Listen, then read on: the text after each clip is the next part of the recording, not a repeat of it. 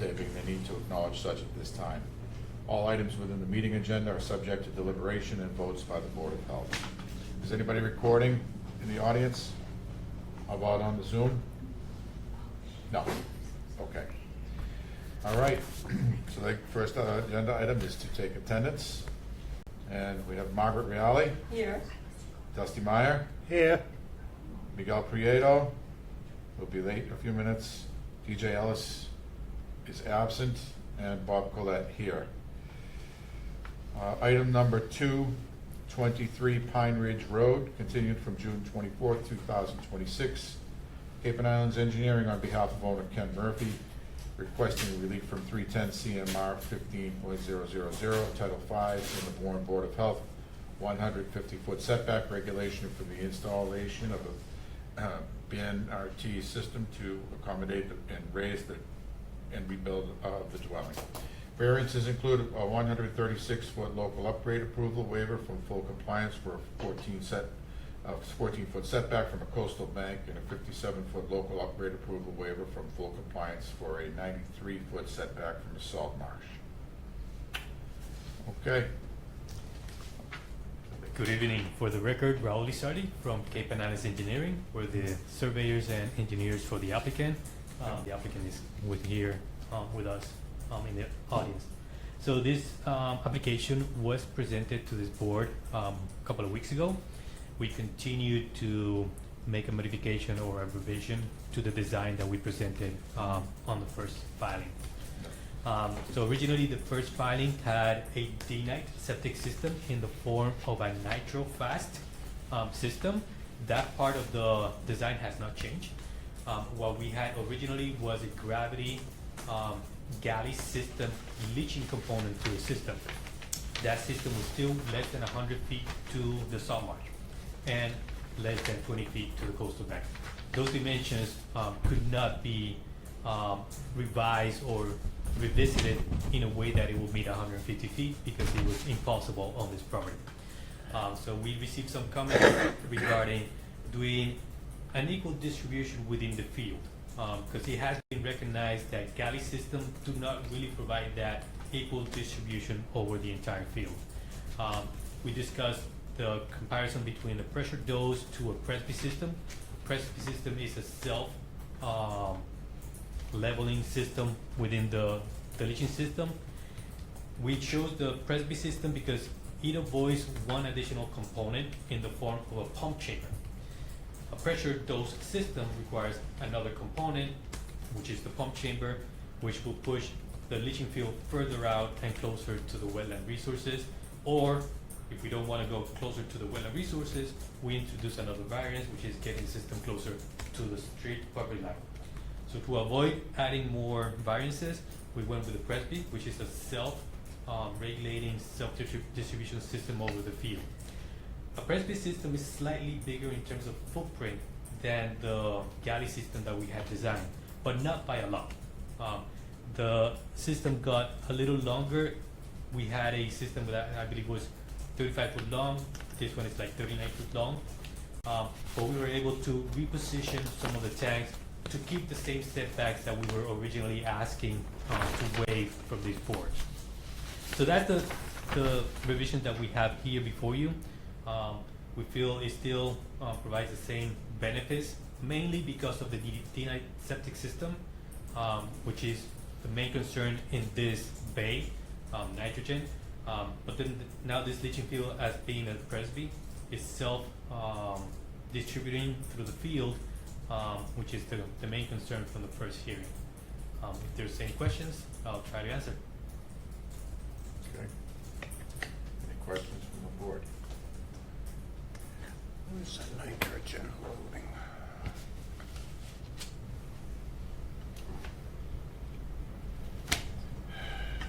Definitely an improvement over what was there.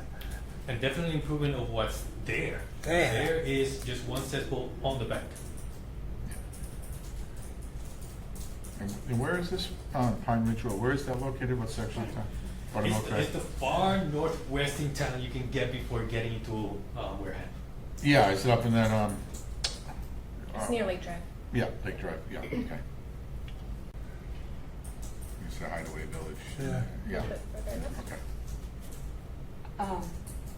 I just want to be sure that the Presby system, see, we, so I want to hear you guys and hear what Caitlin has to say as well. We have a regulation, it doesn't say, I hear what you're saying too, that the Presby system, the pressure dose system will have to make the leaching field even larger, correct? That's what, and then it would make it closer to the wetlands that we're concerned about. But I also want to go back to our regulation. It doesn't say a Presby system. It says that if you're less than 100 or 100 feet, that you need it.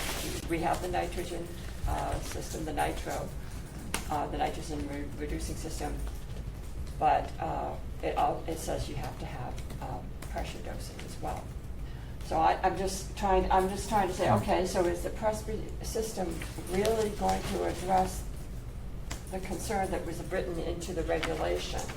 Because I didn't know, I didn't know anything about it. I had to read about the Presby system a little bit, and just, I mean, you feel that it's going to address the issue just as well as a pressure dosing will, and maybe even better.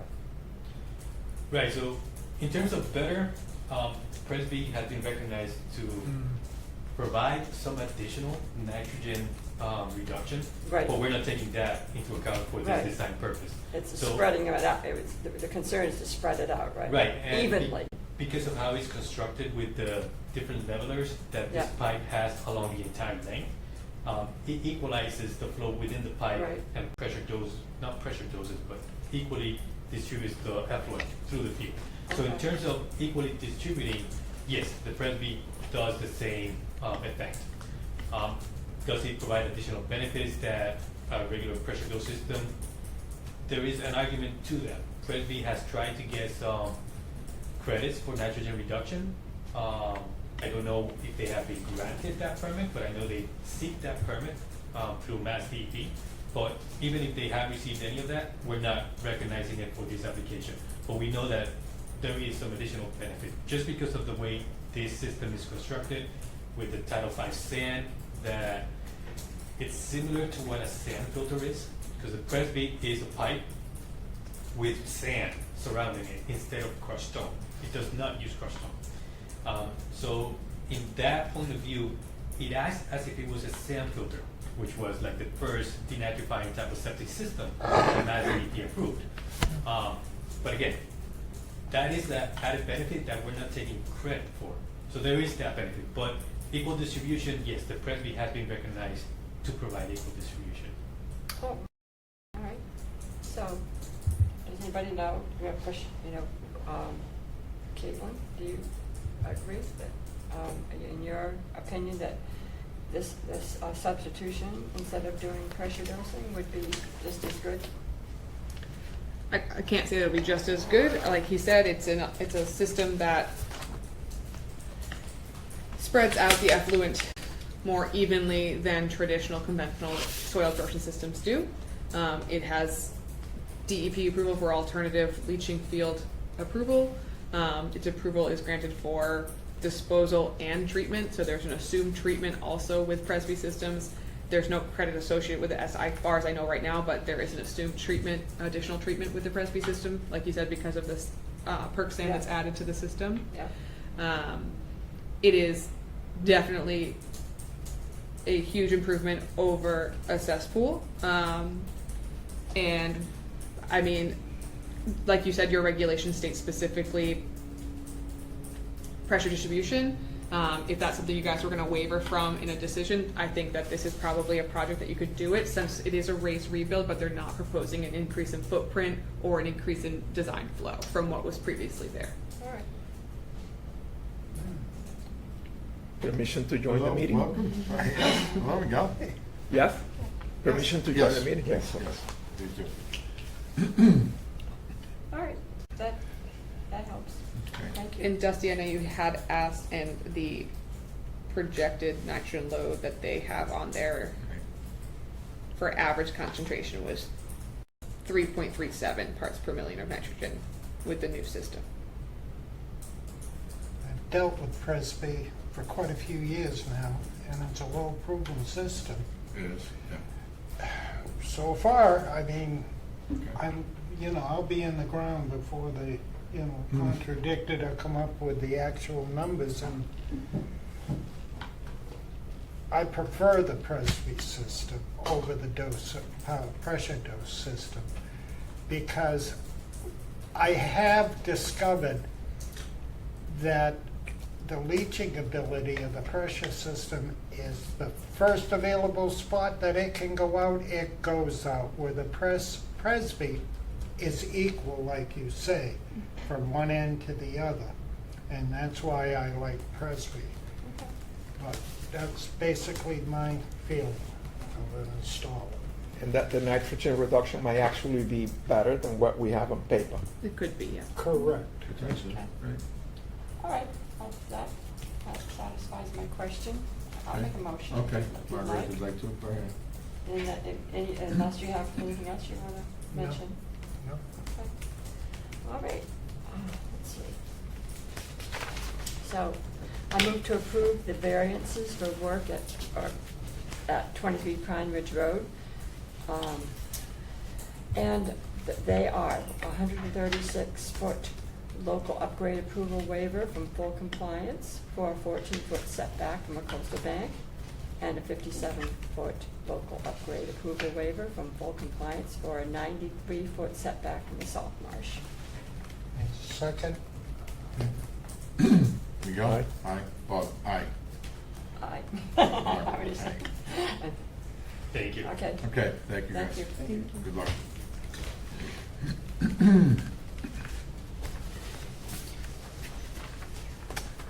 Okay.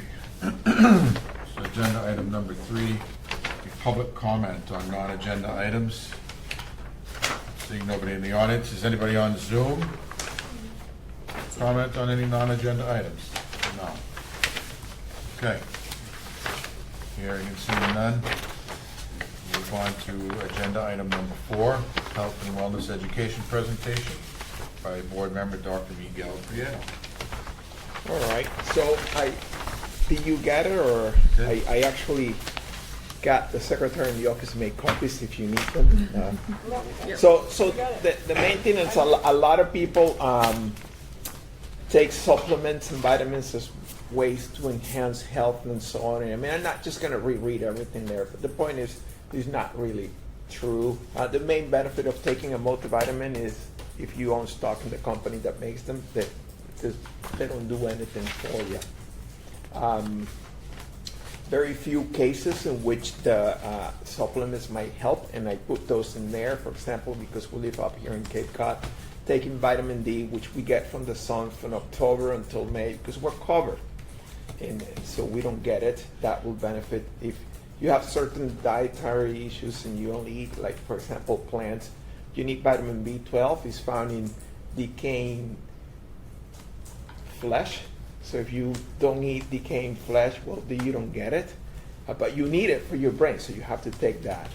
And, a lot of patients ask me about these 3 supplements, which is why I included them. The omega-3 fatty acids, and, people call them fish oil, or you get it from algae or whatever. The point is that when people take very high doses, as some people do, they don't realize that it does not improve cardiovascular health. It does increase your risk of developing atrial fibrillation, which is bad. And I didn't put it in there, but there are studies showing that if you already have prostate cancer, it will not cause prostate cancer, but it will make it grow faster.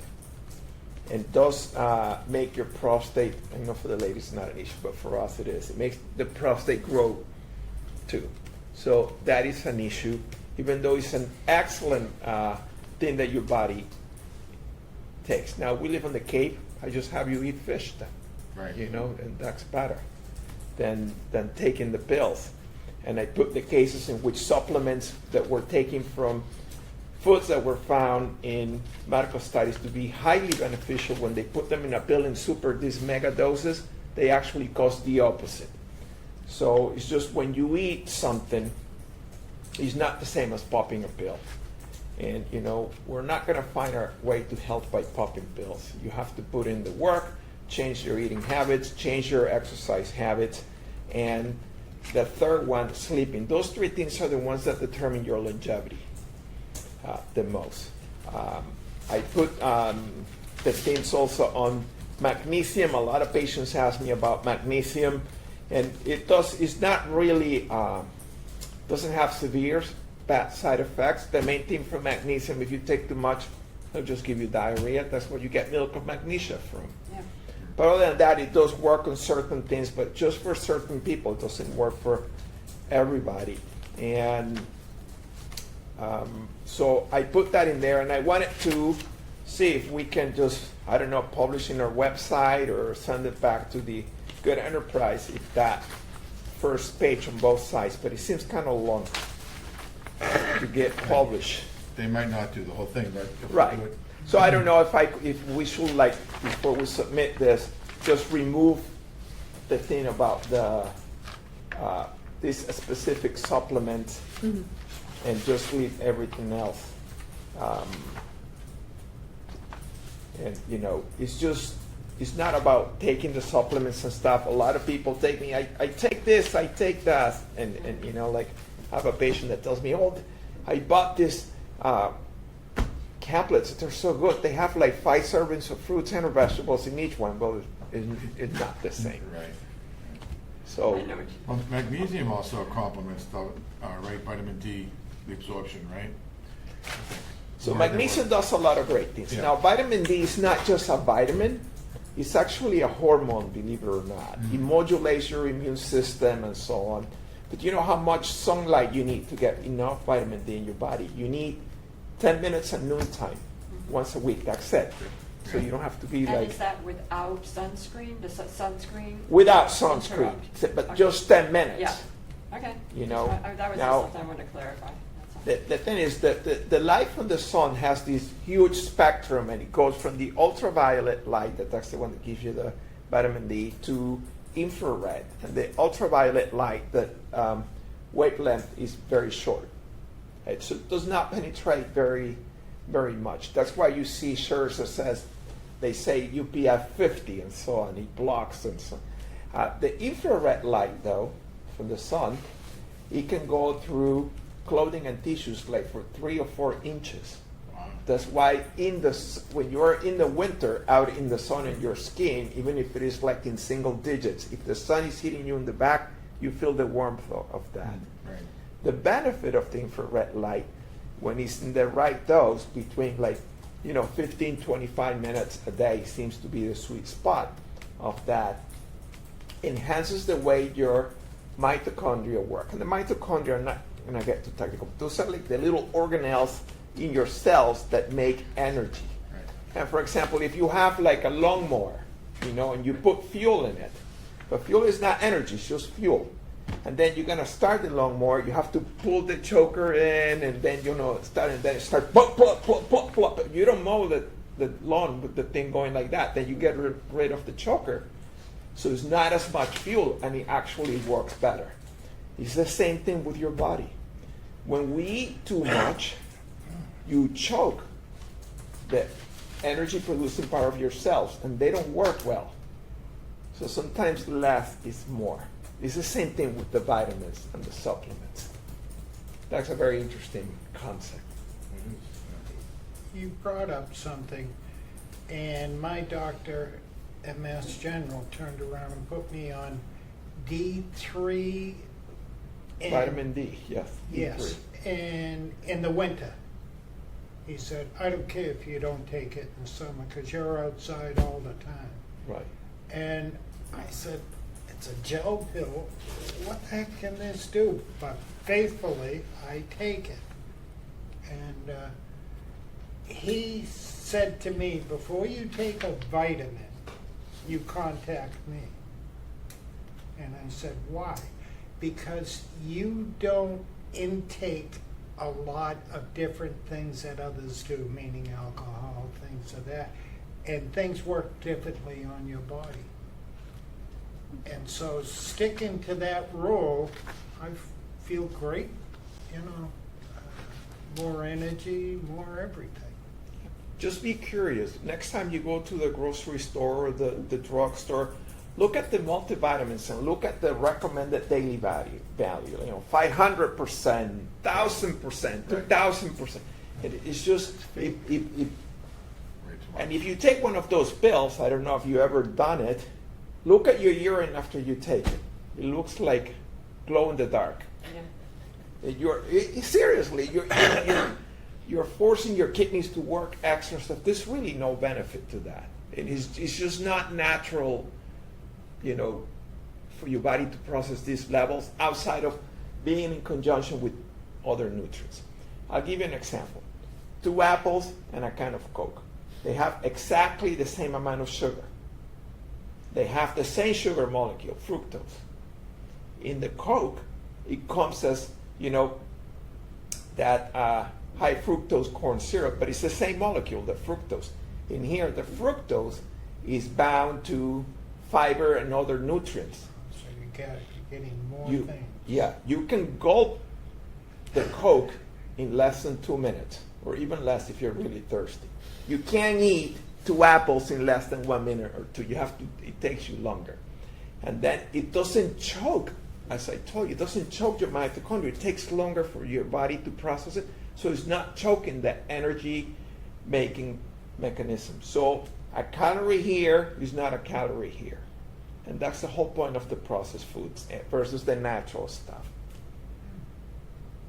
So that's why, people ask me, what supplements do you take? I only take the vitamin B12 and the vitamin D, again, from October until May, but I don't take anything else.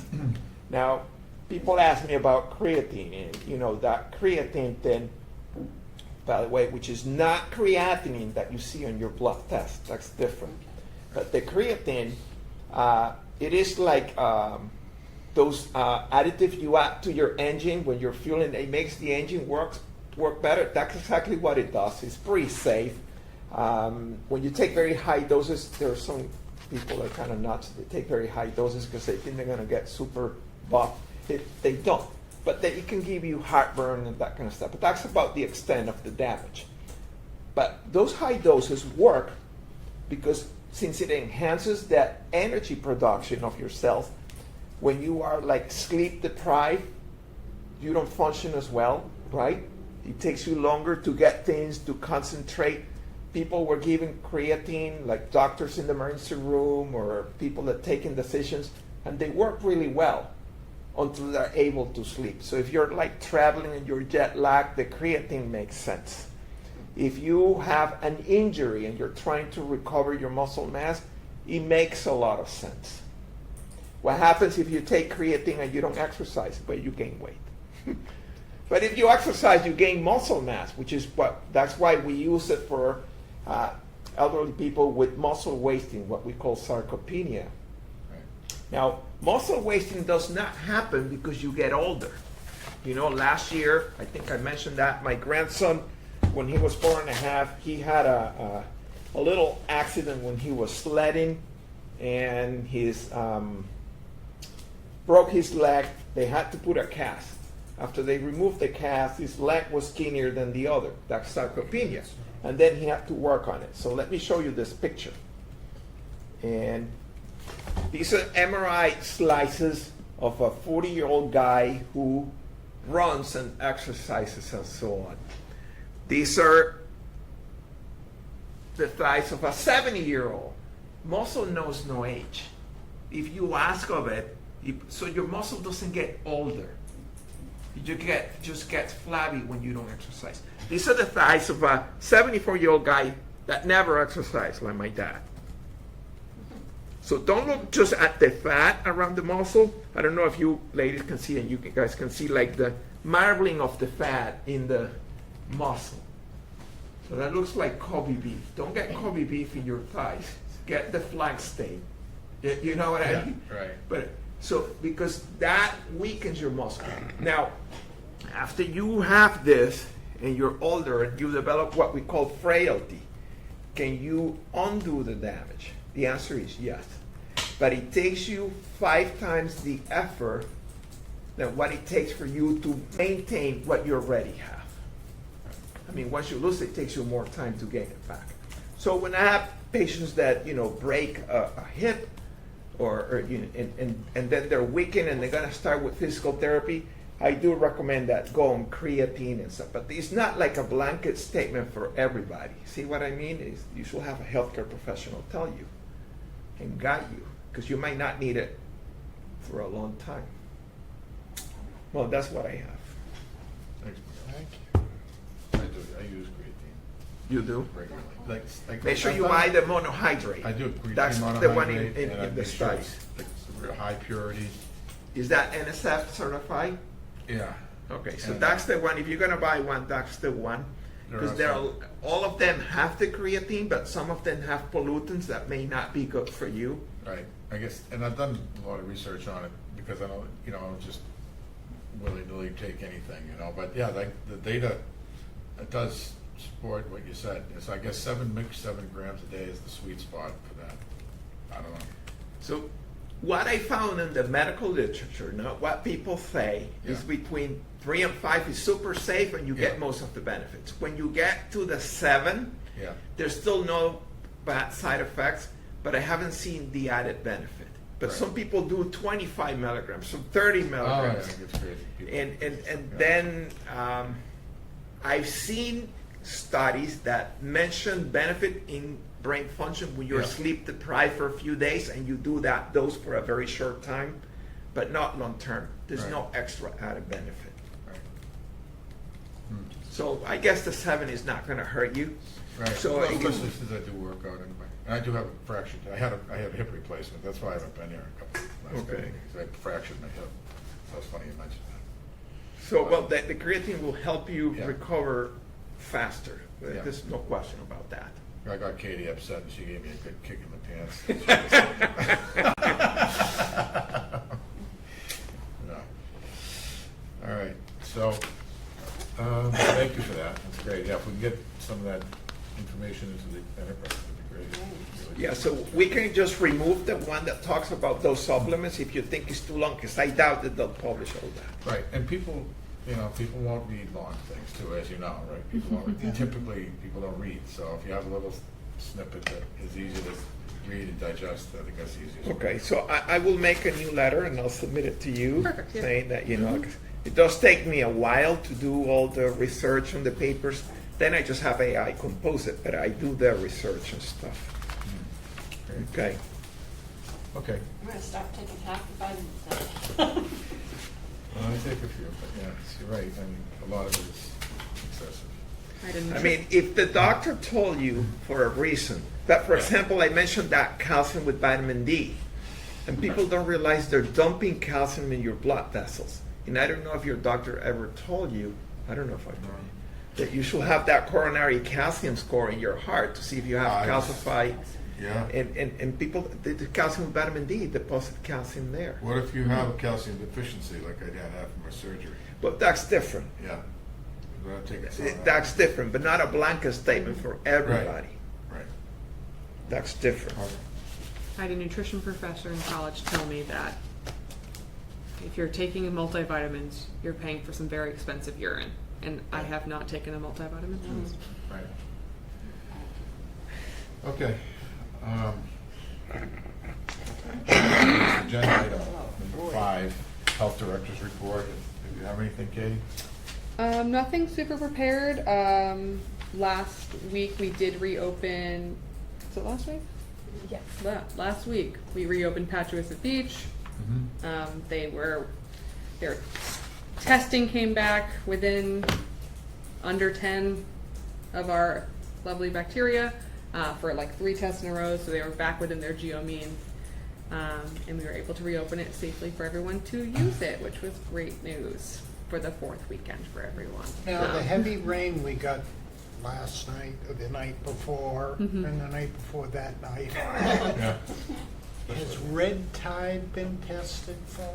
We don't typically get it too bad up here, and if we do, it's much later in the season. When it gets hotter? Yeah. Yeah. We will see specifically in Hens Cove area with heavy rain events, we do see And it's an fluctuation of enclosed area. stuff in that area because of the lack of flow Right. with heavy rain events. So it'd be interesting to see what we get back from our test results from today's sampling. But I'm not sure how heavy, if this is even considered heavy for Patchogue training. But we were also doing there was also some work in the area that some other debris. They were doing the dock, They are reworking the boat launch. the boat launch over closer to Cedar Point side. So there's been a lot of activity in the area, so we will be monitoring that. Yeah. Mm-hmm. All right, thanks, Pete. And number 6, comments from the board regarding future agenda items. Should we include your recommendation into our regulations saying that either pressure dosing and Presby system and/or? Otherwise, you're going to be making that recommendation for every case. Well, is Presby the only other viable option in that situation? There are other soil absorption systems that are approved for alternative use. While a Presby is a great option for a soil absorption system, it doesn't do exactly what pressure distribution does. Right. So we can always rework your regulations at a workshop someday Right. in the future if you'd want to. We can reword it, not to specifically suggest or require Presby, but some No, but it's other just that some other includes this viable- thing, so Yeah. we're not making variances every time and saying, you Yeah. know. But how often, does it not come up that often, this kind of alternative? Because if it does, if it's going to start coming up often, I think we should. So we see Presbys a lot. We see Presbys all the time, but it's not specifically for. Well, I mean, in this kind of situation. So, where- as so yeah. opposed to So if you pressure think dosing. about what we see, our two main alternative soil absorption systems that we see come forward are Presby and Perkrite. Perkrite is approved for pressure distribution. Presby is not, and they are both utilized in areas that the layout of the lot is not easy to maneuver because it's not concrete, it's not one solid piece. You can move those pipes into individual areas and form a shape that works best for the lot. They can also be used at shallower levels, so if we have groundwater separation issues, they can also be used for shallower levels just because we have really poor soils beneath and we don't want to do a 30-foot strip out.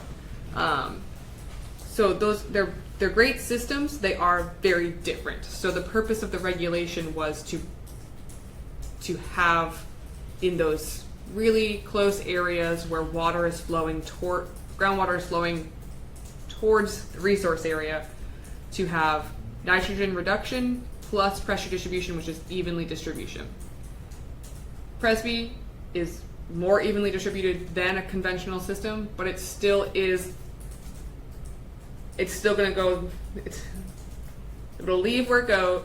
The effluent will go into the field and go into those pipes and flow. It'll flow further than it will in a chamber and disperse, but it won't flow all the way to the end. So it is still. It's passive. Yes, it's a passive system that it's just going to stop when it needs to stop. Whereas the pressure distribution, every time effluent goes into the field, it goes all the way through the field. But at least with the Presby system, it's doing some, was it questionable whether it sounds like it's doing some added reduction. reduction. So yes, it of is nitrogen, so it has a of passive bacteria. treatment. Approved treatment. There's no credit Okay. associated with it, so we can't measure it. Okay. But it does have an assumed treatment because of the perk sand that surrounds those pipes. Yes. Excuse me, are you under the impression that they're gonna do away with stone and go strictly to sand? Because number one, Cape Cod is very low on crushed stone. I And don't the- think a lack of resources will ever make DEP change their regulations. But stone is a great treatment option as well. It's just different than sand. So in areas where it's do you find that they're trucking in from other areas of Massachusetts and Rhode Island stone? I would say most of our perk sand and stone come from off Cape, yes. Yeah. And I understand Connecticut's having some serious problems with the stone. Potentially, yeah. Yes. Stone is a cheaper alternative than perk sand. It's one of the things that, you know, you have to really look at when you're going to do an inspection, because people will bring in not perk sand and fill the area with just fill that looks kind of clean, which is not what's providing the extra treatment there. So in areas where it's not a resource area that we're nearing, in areas where it's not groundwater separation that we're worried about, stone is a great alternative. Stone is still doing its job. Stone is still providing extra treatment for that leach field. Perk sand is a great alternative, extra benefit for areas in these impaired areas or close to groundwater. Perk sand. Perk sand, yes. Yes, there's a difference. Yes. It's sifted to be a specific size. So will you recommend just to leave it as is, or? We can definitely have a conversation about it if you guys think having pressure distribution is super limiting. I only know of 2 or 3 systems that are approved for pressure distribution. So I mean, it's definitely, we can discuss it. We can do a workshop and not necessarily revise the regulation just yet, but have a little workshop where we discuss things. I can provide literature for you guys to look at and real life examples. And then you can, if you still feel like you want to be more broad in what we're allowing for systems within 100 feet, we can 100% work on revising those regulations. That's what I'm bothered by, because we're getting a lot of things in here that the 150 foot is very, very hard with these other lots that are coming in. Right. And the thing about it, my attitude is this: if you can improve, drop the nitrogen numbers down, you're doing something. But how many, well, the office can tell us. Basically, we're getting a lot of small lots now. People want to quickly change over before they get hit with, Right. you can't put one in. Right. And the only alternative I see in the future is treatment plants. And I don't know what we're gonna do, to be honest with you. I'm hoping someone has that magic finger and can click it and we'll be all set. Yeah, that would be nice. Yeah, I think it would be good to have a workshop, like you say, discuss some of these things as these come before us, and have if there's many opportunities to have to bend and work around the regulations because of the real situations that we're dealing with here on the in Bourne, and Yeah. it probably it'd be good to have some options, that we could, and not okay, we have to, okay, we're gonna have to, just waive the regulations again, So I think it's also, a good look on someone who's proposing something, if they're willing to make changes and propose alternatives that maybe don't meet your exact regulations, but they're willing to move a little bit further. So with this instance, he heard my feedback that your regulation requires pressure distribution at his conservation meeting. So he reached out to me to hear from what I was referencing, told him what I was referencing, and then he came back with some questions about Presby, and I said, I can't speak for the board, I don't know if they'll consider it, but if you're willing to propose that to them, I would 100% come in and tell them about it and why you would be willing to do it. So, in this case, it looked like the applicant was willing to put in a little bit more to get what he was asking for. And like I said, in this case, he wasn't increasing the footprint of the Right. home, and he was keeping the design flow the same. He was just, upgrading from the 1920s cottage that hasn't been updated probably since 1940. He probably wants to keep his land and not us tell him, no, nothing. You take it out, you Yeah. get rid of the house. You know, someday maybe that'll come. Yeah. So like you said, is a lot of the time it's people are asking for a variance, and when they're doing that, they should show you what how they're going to mitigate it. And as long as you guys are comfortable with, that they're showing an effort to do that, you're allowed to waiver from your regulations. It's it's a case by case basis, and it's a hardship versus inconvenience type of thing. And in this case, like he said, is adding pressure dosing would mean he had to add a pump chamber, which pushes everything further and further to those resource Yeah, I didn't areas. realize that. Yeah. And that made a difference to me. Yeah. Oh, okay, so, it's gonna move the whole field closer to Just the salt I mean, marsh or to the. only a couple feet, the but still, coastal it's area. Yeah. doing that's making it worse almost. Yeah. That was an important piece of information. Yeah. So I appreciate you, though, making, these the information about these systems available, because, when we say press. But yeah, so if you guys want to do, I'll look at a time, maybe late summer, early fall, maybe before site assignment starts, to go over, do like a Title V regulation workshop. So if there's anything specific that you're interested in that being on, let me know, and I'll add that to it. So we'll include the 150-foot regulation, but if there's anything else that within septic realm that you want to talk about, I'll make sure that we have some stuff available for it. Thanks. I had a quick question too. This, I don't know, it popped into my head at the end of the last meeting, which I was on Zoom. But I wondered about the Hens Cove, Patchogue area in light of the recent closure. And for people who shellfish, so you have a permanent federal closure there, right? Isn't it the federal, or is it a state? You can't.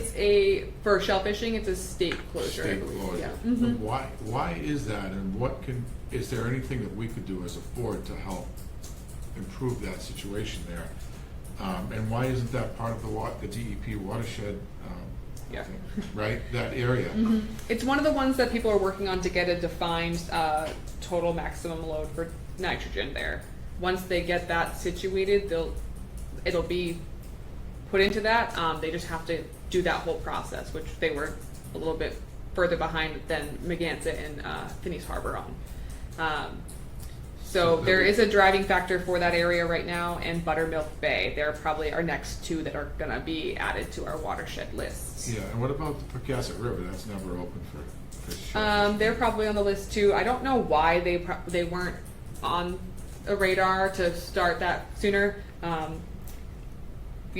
When we got all these regulations and they told us what the watersheds that we had were, it was kind of a shock to us in the office, because for Pocasset River, Hens Cove, Circuit Ave, that whole area, Yeah. we've been requiring IA systems out there since 1990 because Right. it's such an impaired area. Yeah. Whereas we never would have thought to do that on Clay Pond Road. So I Still mean, wouldn't.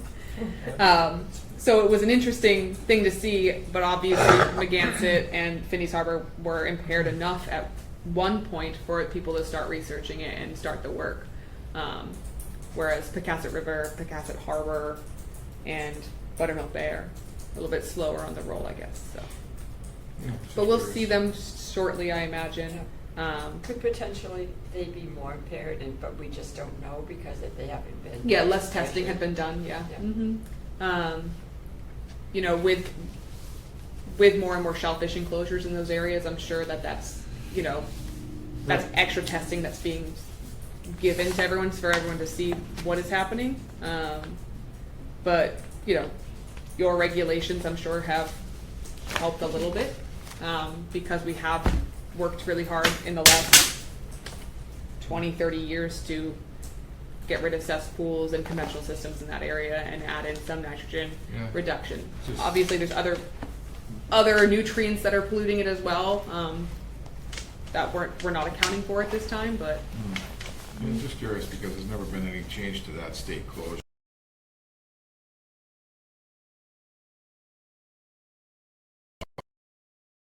Yeah. And it could also lie with the fact that, same like Hens Cove Beach closes more frequently than Cedar Point, which is 600 feet away, Right. but it's there in that current space where there's water flow, whereas Hens Cove Beach itself is such a stagnant spot Yeah. that there's no flow to disperse those nutrients. And So it's in a weird place because you can swim there. I mean, most of the time it's not closed. It's Yeah, most of the rare- time, yeah. Rare that it's Mhm. closed. So you can swim there, but you can't shellfish there. yeah, So, I don't know. Yeah, it's just, I just wondered if there had been any movement on the state's part to, move that situation to a better place, or if we as a board could do anything further, and also why isn't it part of the watershed? Yeah.